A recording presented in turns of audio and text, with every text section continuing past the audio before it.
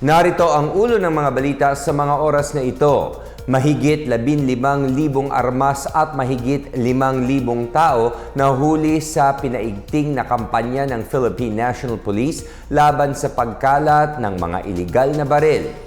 Department of Health naglabas ng mga kondisyon para sa pagsasaligal ng paggamit ng medical cannabis. Land Transportation Franchising and Regulatory Board inumpisahan na ang pagpupulong tungkol sa panawagan na taas pasahe.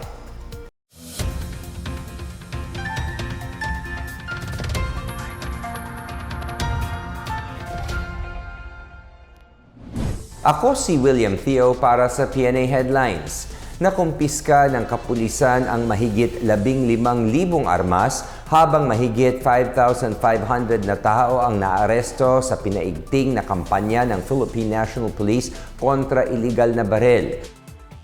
Sa ulat ng PNP mula Agosto 2025 hanggang February 19 ngayong taon, mahigit 15,000 baril na walang lisensya ang nakumpiska ng mga otoridad. Mahigit 1,400 dito ang voluntaryong isinuko ng mga may-ari. Nasa 5,500 tao naman ang naaresto matapos mahulihan ng di lisensyadong baril.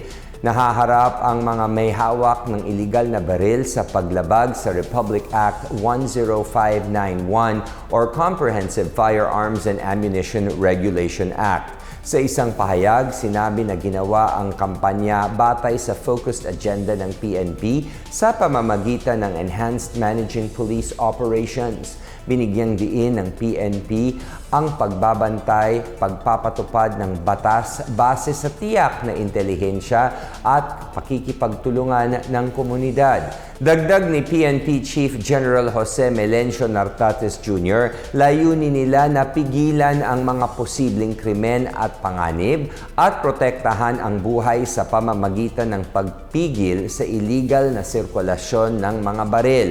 Paalala ni Nartates sa publiko, i-report ang mga kahinahinalang aktibidad na may kinalaman sa iligal na armas at voluntaryong isuko ang mga armas na hindi ginagamit o walang lisensya. Pinapaalala din sa mga may-ari ng baril na mag-renew palagi ng lisensya ng armas. Naglatag ang Department of Health or DOH ng mga kondisyon para maging legal ang paggamit ng medical cannabis bilang alternatibong gamot sa bansa. Sa isang pahayag, sinabi ng DOH na anumang inisyatibo para gawing legal ang paggamit sa cannabis sa medisina ay dapat batay sa ebidensyang sayentipiko, katipiran at epekto sa pampublikong kalusugan. Iginiit ng DOH na magkaiba ang paggamit ng medical cannabis kumpara sa mas kilala ng tao na recreational marijuana.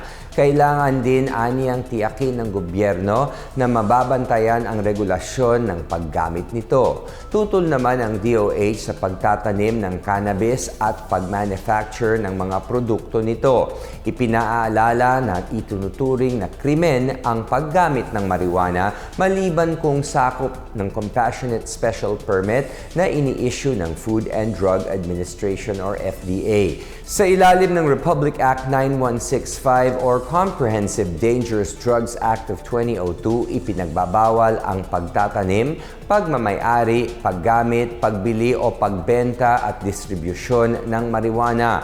Noong Martes, inaprubahan ng House Committee on Dangerous Drugs at Committee on Health ang isang consolidated bill na layuning magtatag ng regulado at compassionate access ng cannabis sa panggagamot. Ilang beses nang naisalang sa Kamara ang naturang panukala pero hindi pa rin napagdedesisyon ng isabatas.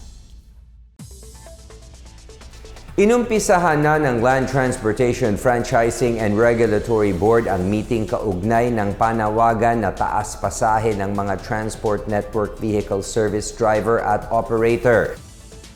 Sa isang news release, sinabi ni LTFRB Chair Vigor Mendoza II na layunin ng pagpupulong na marinig ang lahat ng panig patungkol sa issue dahil apektado nito ang mga commuter maging ang ekonomiya ng bansa. Humiling din siya sa mga driver at operator na magpasa ng mga dokumento upang malaman kung makatarungan ba ang pagtaas ng pamasahe.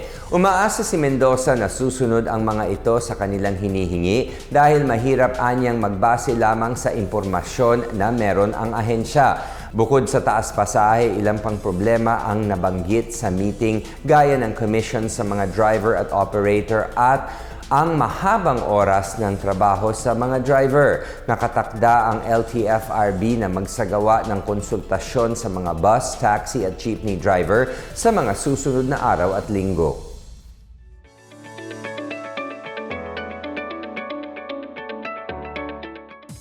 At sa balitang pangkalakalan, formal na binuksan ng Philippine Coconut Authority or PCA ang kanilang agro-hub sa Northern Mindanao nito lang Martes. Ayon sa PCA, layunin ng pasilidad na mas ilapit ang mga serbisyo at teknolohiya ng pamahalaan sa mga lokal na magniniyog upang mapaunlad ang kanilang kabuhayan at produksyon.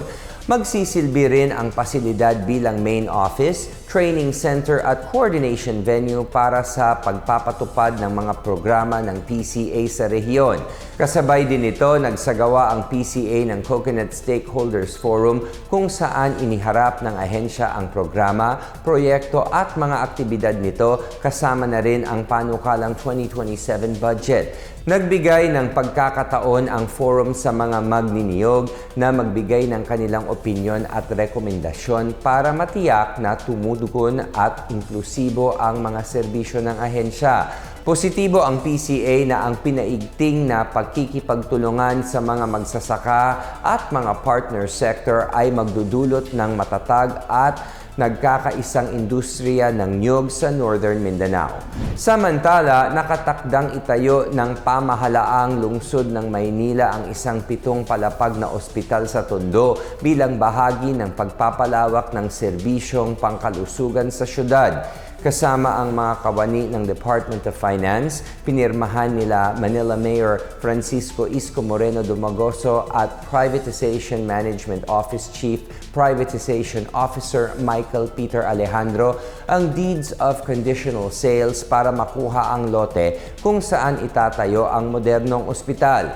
Matatandaang dito matatagpuan ang Emmanuel Community Hospital Incorporated na nagsilbing pangunahang ospital sa Tondo, ngunit nagsarado noong 1980 at napunta sa pangangalaga ng gobyerno. Ayon kay Finance Secretary Frederick Go, makakatulong ang ospital na alagaang ang kalusugan ng napakaraming taga-Tondo. Patuloy anya ang DOF sa pamamahala at paggamit ng pondo ng gobyerno para sa kapakanan ng publiko. At yan ang pinakabago at pinakamainit na balita sa mga oras na ito, hatid sa inyo ng PNA Headlines. Para sa iba pang mga balita at impormasyon, bisitahin lamang ang aming website pna.gov.ph o ang aming Facebook at X account na Philippine News Agency. Mapapanood din ang PNA Headlines sa pamamagitan ng link sa website ng News and Information Bureau sa ilalim ng PNA News at sa YouTube account ng Philippine News Agency. Ako po si William Theo at ito ang PNA Headlines, naghahatid ng mga balitang nagbubuklod sa bagong Pilipinas.